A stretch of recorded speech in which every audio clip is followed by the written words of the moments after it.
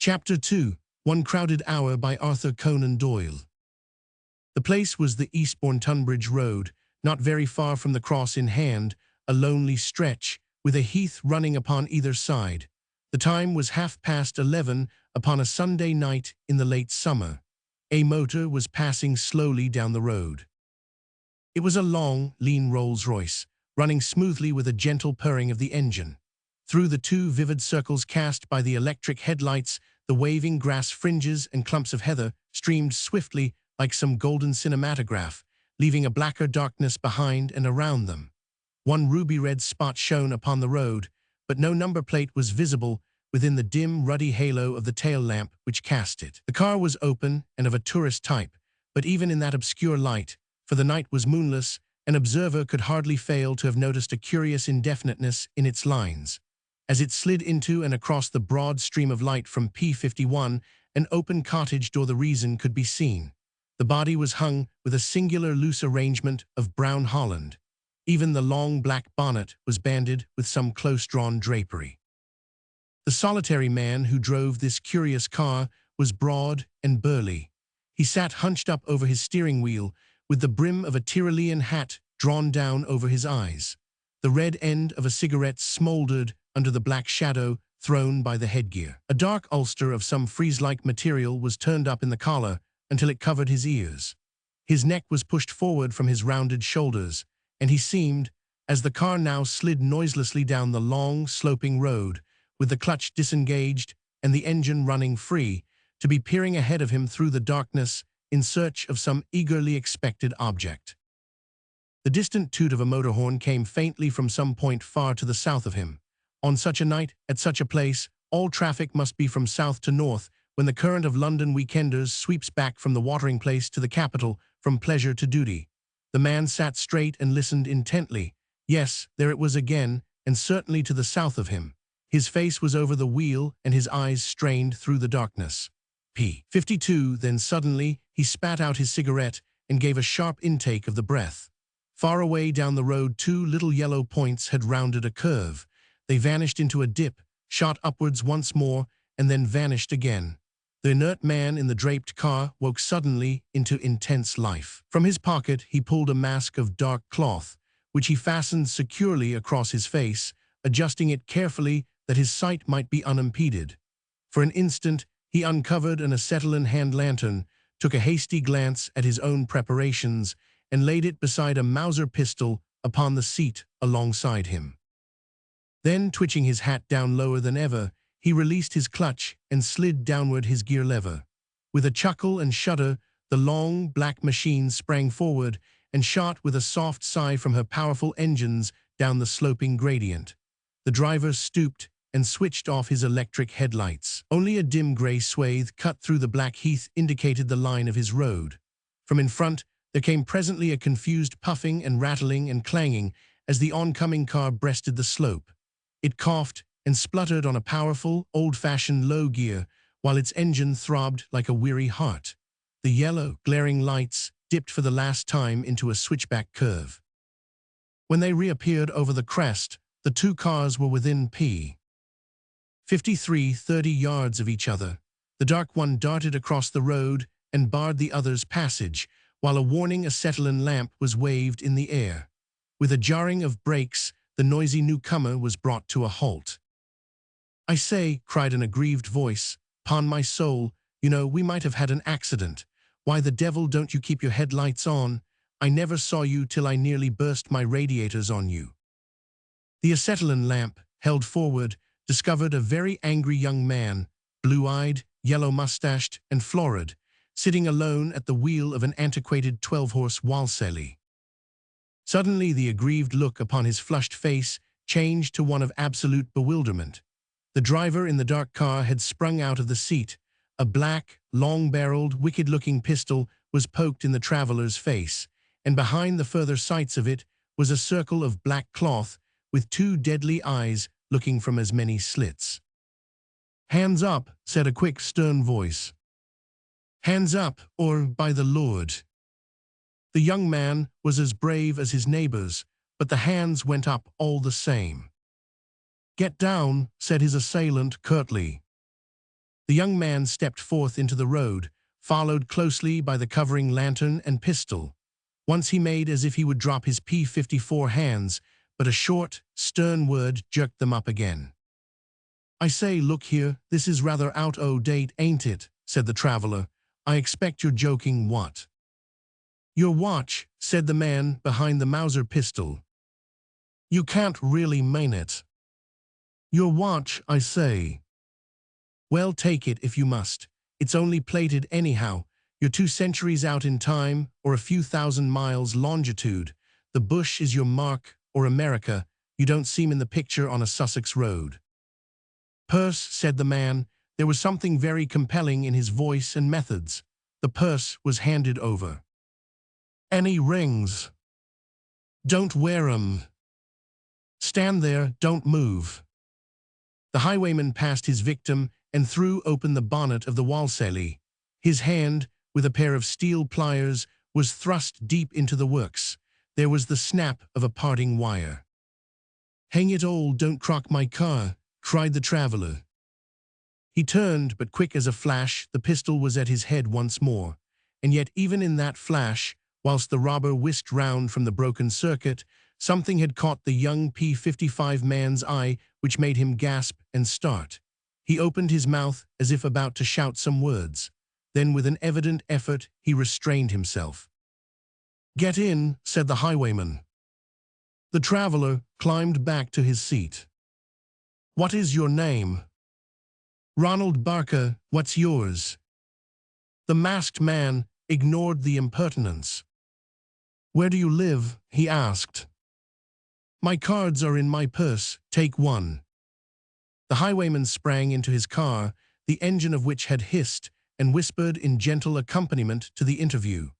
With a clash, he threw back his side brake, flung in his gears, twirled the wheel hard round, and cleared the motionless Walsally. A minute later he was gliding swiftly, with all his lights gleaming, some half-mile southward on the road, while Mr. Ronald Barker, a side lamp in his hand, was rummaging furiously among the odds and ends of his repair box for a strand of wire which would connect up his electricity and set him on his way once more. When he had placed a safe distance between himself and his victim, the adventurer eased up, took his booty from his pocket, replaced the watch, opened the purse, and counted out the money. 7 shillings constituted the miserable spoil. The poor result of his efforts seemed to amuse rather than annoy him. For P-56 he chuckled as he held the 2 half-crowns and the florin in the glare of his lantern. Then suddenly his manner changed. He thrust the thin purse back into his pocket, released his brake, and shot onwards with the same tense bearing with which he had started upon his adventure. The lights of another car were coming down the road. On this occasion, the methods of the highwayman were less furtive. Experience had clearly given him confidence. With lights still blazing, he ran towards the newcomers, and halting in the middle of the road, summoned them to stop. From the point of view of the astonished travelers, the result was sufficiently impressive. They saw in the glare of their own headlights 2 glowing discs on either side of the long, black-muzzled snout of a high-power car, and above the masked face and menacing figure of its solitary driver. In the golden circle thrown by the rover, there stood an elegant, open-topped, 20-horse Humber, with an undersized and very astonished chauffeur blinking from under his peaked cap. From behind the windscreen, the veil-bound hats and wondering faces of 2 very pretty young women protruded, one upon either side, and a little crescendo of frightened squeaks announced the acute emotion of one of them. The other was cooler and more critical. "Don't give it away, Hilda," she whispered. "Do shut up, and don't be such a silly. It's Bertie or one of the boys playing it on us." "No, no, it's the real thing, Flossie."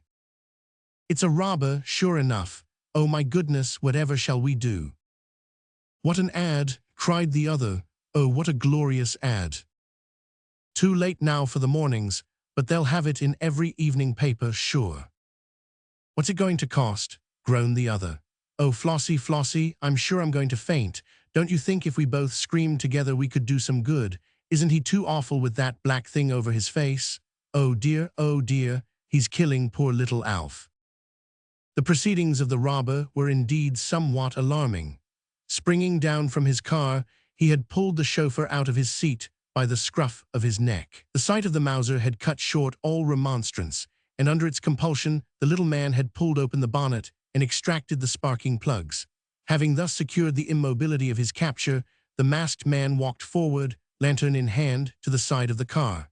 He had laid aside the gruff sternness with which he had treated Mr. Ronald Barker, and his voice and manner were gentle, though determined. P. 58, he even raised his hat as a prelude to his address. "I am sorry to inconvenience you, ladies," said he, and his voice had gone up several notes since the previous interview. "May I ask who you are?" Miss Hilda was beyond coherent speech, but Miss Flossie was of a sterner mold. "This is a pretty business," said she. "What right have you to stop us on the public road, I should like to know?" "My time is short," said the robber in a sterner voice. "I must ask you to answer my question." "Tell him, Flossie, for goodness' sake be nice to him," cried Hilda. "Well, we're from the Gaiety Theatre, London, if you want to know," said the young lady. "Perhaps you've heard of Miss Flossie Thornton and Miss Hilda Mannering. We've been playing a week at the Royal at Eastbourne and took a Sunday off to ourselves. So now you know. I must ask you for your purses and for your jewelry." Both ladies set up shrill expostulations, but they found, as Mr. Ronald Barker had done, that there was something quietly compelling in this man's methods. In a very few minutes they had handed over their purses, and a pile of glittering rings, bangles, brooches, and chains. P-59 was lying upon the front seat of the car. The diamonds glowed and shimmered like little electric points in the light of the lantern. He picked up the glittering tangle and weighed it in his hand. "Anything you particularly value?" he asked the ladies, but Miss Flossie was in no humor for concessions. "Don't come the Claude Duval over us," said she. "Take the lot or leave the lot. We don't want bits of our own given back to us." "Except just Billy's necklace," cried Hilda, and snatched at a little rope of pearls. The robber bowed and released his hold of it. "Anything else?" The valiant Flossie began suddenly to cry. Hilda did the same. The effect upon the robber was surprising. He threw the whole heap of jewelry into the nearest lap. There, take it," he said. "It's trumpery stuff, anyhow. It's worth something to you and nothing to me." Tears changed in a moment to smiles. "You're welcome to the purses. The ad is worth 10 times the money, but what a funny way of getting a living nowadays. Aren't you afraid of being caught? It's all so wonderful, like a scene from a comedy." "It may be a tragedy," said the robber. "Oh, I hope not. I'm sure I hope not," cried the two ladies of the drama. But the robber was in no mood for further conversation. Far away down the road tiny points of light had appeared. Fresh business was coming to him, and he must not mix his cases. Disengaging his machine, he raised his hat and slipped off to meet this new arrival, while Miss Flossie and Miss Hilda leaned out of their derelict car, still palpitating from their adventure, and watched the red gleam of the tail light until it merged into the darkness. This time there was every sign of a rich prize. Behind its 4 grand lamps set in a broad frame of glittering brasswork, the magnificent 60-horse Daimler breasted the slope with the low, deep, even snore which proclaimed its enormous latent strength. Like some rich-laden, high-pooped Spanish galleon, she kept her course until the prowling craft ahead of her swept across her bows and brought her to a sudden halt. An angry face, red, blotched, and evil, shot out of the open window of the closed limousine. The robber was aware of a high, bald forehead, gross, pendulous cheeks, and 2 little crafty eyes which gleamed between creases of fat. "Out of my way, sir, out of my way this instant," cried a rasping voice. "Drive over him, Hearn, get down and pull him off P61 the seat. The fellow's drunk, he's drunk, I say." Up to this point, the proceedings of the modern highwayman might have passed as gentle. Now they turned in an instant to savagery. The chauffeur, a burly, capable fellow, incited by that raucous voice behind him, sprang from the car and seized the advancing robber by the throat. The latter hit out with the butt end of his pistol, and the man dropped groaning on the road. Stepping over his prostrate body, the adventurer pulled open the door, seized the stout occupant savagely by the ear, and dragged him bellowing on to the highway. Then, very deliberately, he struck him twice across the face with his open hand. The blows rang out like pistol shots in the silence of the night. The fat traveler turned a ghastly color and fell back half senseless against the side of the limousine. The robber dragged open his coat, wrenched away the heavy gold watch chain with all that it held, plucked out the great diamond pin that sparkled in the black satin tie, dragged off 4 rings, not one of which could have cost less than 3 figures, and finally tore from his inner pocket a bulky leather notebook. All this property he transferred to his own black overcoat and added to it the man's pearl cufflinks and even the golden stud which held his collar. Having made sure P62 that there was nothing else to take, the robber flashed his lantern upon the prostrate chauffeur and satisfied himself that he was stunned and not dead. Then, returning to the master, he proceeded very deliberately to tear all his clothes from his body with a ferocious energy which set his victim whimpering and writhing in imminent expectation of murder. Whatever his tormentor's intention may have been, it was very effectually frustrated. A sound made him turn his head, and there, no very great distance off, were the lights of a car coming swiftly from the north. Such a car must have already passed the wreckage which this pirate had left behind him.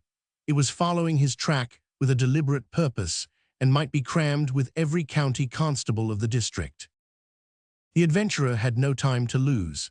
He darted from his bedraggled victim, sprang into his own seat, and with his foot on the accelerator shot swiftly off down the road. Some way down there was a narrow side lane, and into this the fugitive turned, cracking on his high speed, and leaving a good 5 miles between him and any pursuer before he ventured to stop.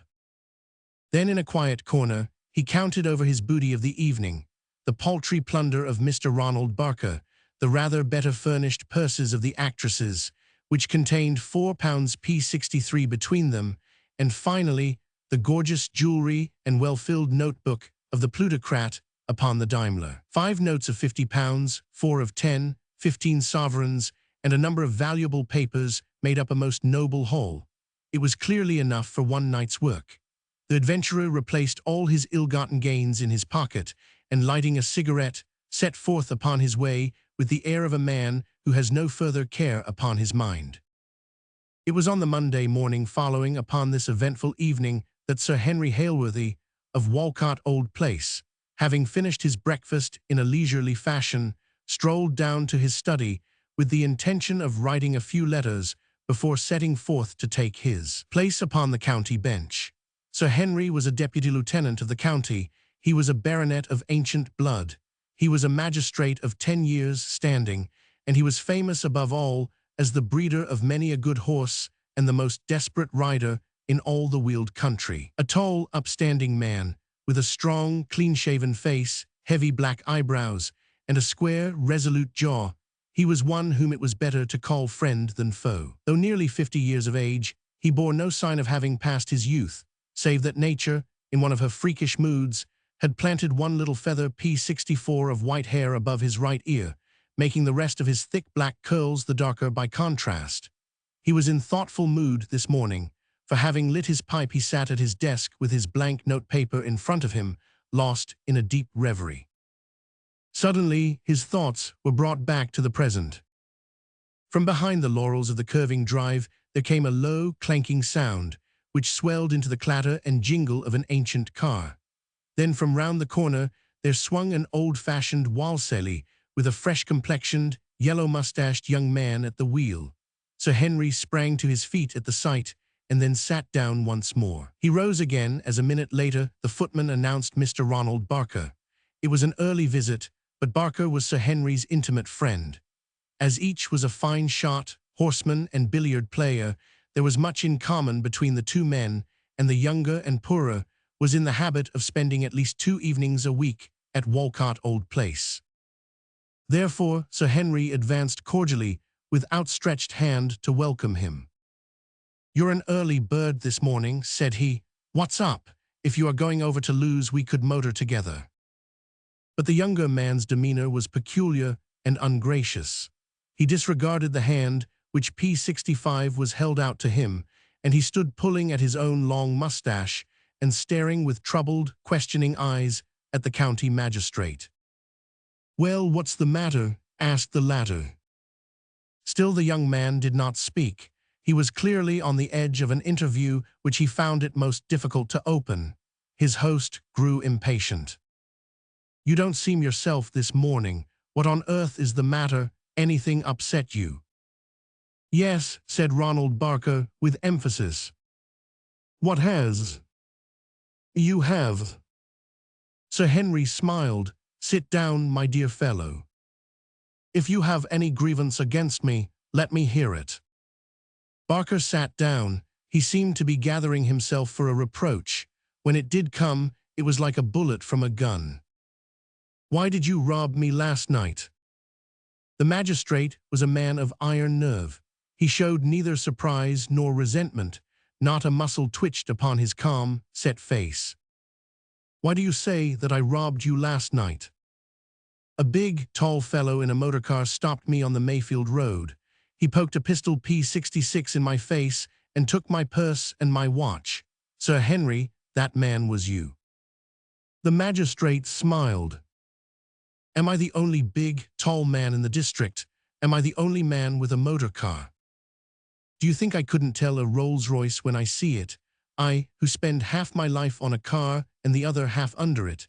Who has a Rolls-Royce about here except you?"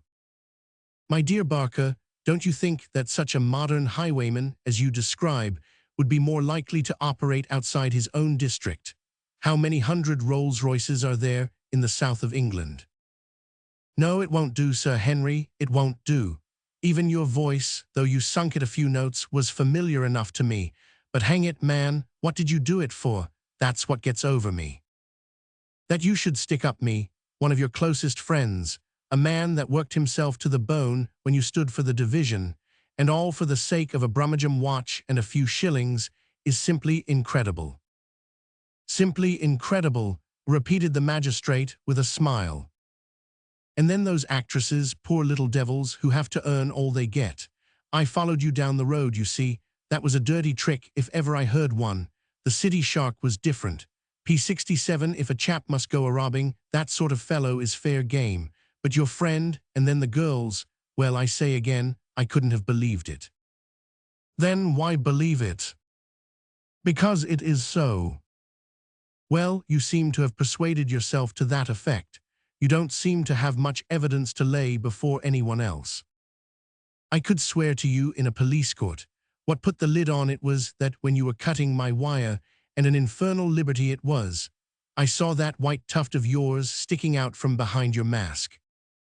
For the first time, an acute observer might have seen some slight sign of emotion upon the face of the baronet. "You seem to have a fairly vivid imagination," said he. His visitor flushed with anger. "See here, Hailworthy," said he, opening his hand and showing a small, jagged triangle of black cloth. "Do you see that? It was on the ground near the car of the young women. You must have ripped it off as you jumped out from your seat. Now send for that heavy black driving coat of yours. If you don't ring the bell, I'll ring it myself, and we shall have it in. I'm going to see this thing through, and don't you make any mistake about that." The baronet's answer was a surprising one. He rose past Barker's chair, and walking over to the door, he locked it and placed the key in his pocket. "You are going to see it through," said he. "I'll lock you in until you do. Now we must have a straight talk, Barker, as man to man, and whether it ends in tragedy or not depends on you." He had half opened one of the drawers in his desk as he spoke. His visitor frowned in anger. "You won't make matters any better by threatening me, Hailworthy. I am going to do my duty, and you won't bluff me out of it." "I have no wish to bluff you. When I spoke of a tragedy, I did not mean to you. What I meant was that there are some turns which this affair cannot be allowed to take. I have neither kith nor kin, but there is the family honor, and some things are impossible." "It is late to talk like that." "Well, perhaps it is, but not too late, and now I have a good deal to say to you. First of all, you are quite right, and it was I who held you up last night on the Mayfield Road." But why on earth's? All right, let me tell it my own way. First, I want you to look at these. He unlocked a drawer and he took out two small packages. These were to be posted in London P69 tonight. This one is addressed to you, and I may as well hand it over to you at once. It contains your watch and your purse. So you see, bar your cut wire, you would have been none the worse for your adventure. This other packet is addressed to the young ladies of the Gaiety Theatre, and their properties are enclosed. I hope I have convinced you that I had intended full reparation in each case before you came to accuse me. Well, asked Barker. Well, we will now deal with Sir George Wilder, who is, as you may not know, the senior partner of Wilder and Guggendorf, the founders of the Ludgate Bank of infamous memory. His chauffeur is a case apart. You may take it from me, upon my word of honor, that I had plans for the chauffeur, but it is the master that I want to speak of. You know that I am not a rich man myself. I expect all the county knows that. When Black Tulip lost the Derby, I was hard hit. And other things as well. Then I had a legacy of 1,000. This infernal bank was paying 7% on deposits. I knew Wilder. I saw him. I asked him if it was safe. He said it was. I paid it in, and within 48 hours the whole thing went to bits. It came out before the official receiver that Wilder had known for 3 months that nothing could save him, and yet he took all P70 my cargo aboard his sinking vessel. He was all right, confound him. He had plenty besides. But I had lost all my money and no law could help me, yet he had robbed me as clearly as one man could rob another. I saw him and he laughed in my face, told me to stick to consols and that the lesson was cheap at the price. So I just swore that, by hook or by crook, I would get level with him. I knew his habits, for I had made it my business to do so. I knew that he came back from Eastbourne on Sunday nights. I knew that he carried a good sum with him in his pocketbook. Well, it's my pocketbook now. Do you mean to tell me that I'm not morally justified in what I have done? By the Lord, I'd have left the devil as bare as he left many a widow and orphan if I'd had the time. That's all very well, but what about me? What about the girls? Have some common sense, Barker. Do you suppose that I could go and stick up this one personal enemy of mine and escape detection? It was impossible. I was bound to make myself out to be just a common robber who had run up against him by accident. So I turned myself loose on the high road and took my chance. As the devil would have it, the first man I met was yourself. I was a fool not to recognize that old ironmonger's store of yours, P71, by the row it made coming up the hill. When I saw you, I could hardly speak for laughing, but I was bound to carry it through. The same with the actresses. I'm afraid I gave myself away, for I couldn't take their little fal-lals, but I had to keep up a show. Then came my man himself. There was no bluff about that. I was out to skin him, and I did. Now, Barker, what do you think of it all? I had a pistol at your head last night, and by George, whether you believe it or not, you have one at mine this morning.